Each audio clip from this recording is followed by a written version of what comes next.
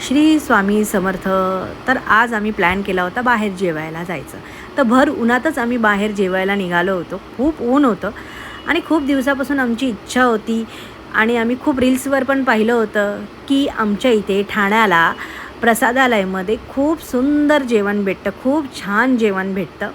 तर आम्ही तिकडे जाण्याचं ठरवलं. तर सर्वप्रथम आम्ही तिकडे गेलो आणि त्या हॉटेलची खासियत म्हणजे तिथे आपण आपल्या चपला अशा बाहेर काढून ठेवायच्या असतात आणि मग हॉटेलमध्ये एंट्री करायची असते. हॉटेलमध्ये एंट्री केल्यानंतर छान असं गजानन महाराजांचं मूर्ती आहे आणि छान तिथे वाईब्स पण खूप छान आहे आणि तिकडे आपल्याला असे पारंपरिक वेशामध्ये वेटर्स भेटतात. आम्ही गेल्या आम्हाला असं थंडगार ताक त्यांनी आणून दिलं. त्याच्यानंतर आमची थाली सर्व झाली.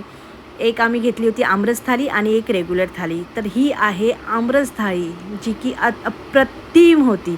मस्त पुरणपोळी, त्याच्यावर साजूक तूप आणि मोदक आणि आम्ही असा त्याच्यावर ताव मारला आणि त्याच्यानंतर आम्ही इथे गजानन महाराजांचं छान दर्शन घेतलं आणि निघालो परत घरी यायला आणि छान एक्सपिरियन्स होता. तुम्ही पण नक्की जा. Bye bye. श्री स्वामी समर्थ.